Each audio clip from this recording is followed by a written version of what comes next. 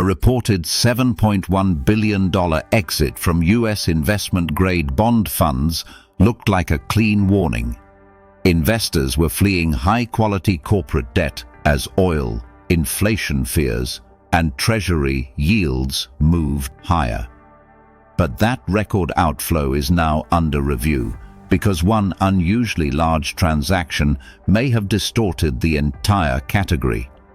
Remove the affected fund, and the same week reportedly changes from a massive outflow to roughly $1.54 billion of inflows.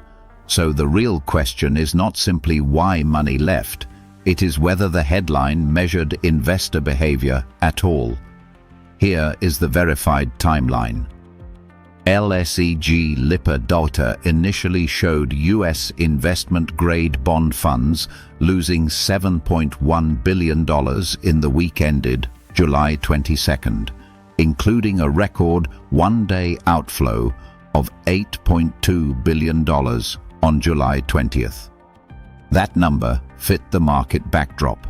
Oil had surged, inflation concerns were rising, Treasury yields were elevated, and fixed-rate corporate bonds were under pressure. The headline therefore appeared to confirm that investors were cutting exposure to interest rate-sensitive credit. Then the data provider changed the status of the signal.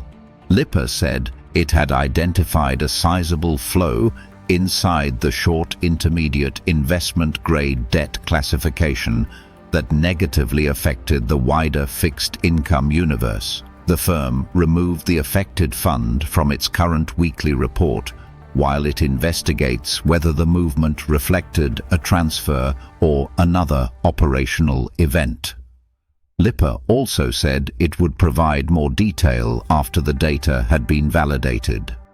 That distinction matters because Lipper describes its fund flow product as estimated net flow data built to track sales, redemptions, and market trends across individual funds and aggregated classifications.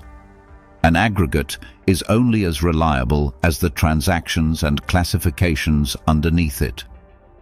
When one movement is unusually large compared with the rest of the category, that single record can dominate the total. If the movement represents a transfer or another operational event, rather than investors redeeming their money, the headline can describe data plumbing instead of a genuine change in market conviction. Fund flow data matters because analysts, portfolio managers, financial journalists, and retail investors use it as a proxy for where capital is moving and how risk appetite is changing. A large bond fund withdrawal can influence narratives about inflation, rate expectations, credit demand, and institutional positioning. But those conclusions become fragile when the aggregate depends on a single transaction whose economic meaning is still unresolved. The more dramatic the number, the more important it becomes to inspect the underlying composition before turning it into a market thesis. This is where the apparent signal flips. Reuters reported that, excluding the fund under review, U.S. investment-grade funds showed approximately $1.54 billion of net inflows for the week, citing a Bloomberg calculation. That is not a small adjustment. It changes the direction of the reported flow. But it is also not the final validated Lipper result, so the opposite conclusion, investors were actually buying aggressively, would be premature too. What is known is narrow but important. One sizable flow distorted the wider fixed income data. The affected fund was removed from the current report, and Lipper is checking how the transaction should be classified. What remains disputed is whether the movement represented a genuine withdrawal, a transfer, or another operational event. The available evidence does not establish fraud, manipulation, negligence, the identity of the fund, or a final corrected aggregate. This case also exposes a common weakness in market storytelling. Extreme numbers attract attention because they seem decisive. But an extreme aggregate can be more, not less, dependent on one unusual component. A record flow headline can therefore create false confidence before analysts inspect what produced the record. Price is surface, liquidity is the message, but liquidity data still needs quality control before it becomes a market thesis. None of this means bond market stress was imaginary. The original market backdrop included higher oil prices, inflation concern, elevated treasury yields, and pressure on longer duration investment-grade debt. Those conditions can still affect bond prices and investor demand.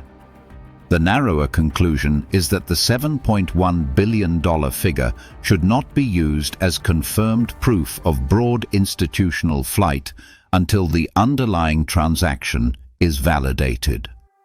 There are three things that would strengthen the original outflow story. First, Lipper could validate the movement as genuine subscriptions and redemptions and republish the aggregate.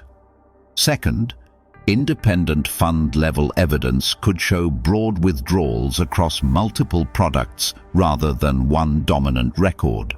Third, bond prices, spreads, and separate flow datasets could align with the same risk reduction narrative.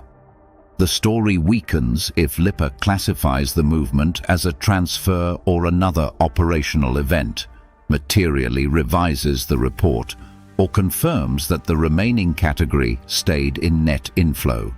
Until then, both the record outflow headline and the opposite inflow interpretation should be treated as provisional. The next real catalyst is not another dramatic chart. It is Lipper's validated explanation and any revised weekly report. The calm verdict is simple.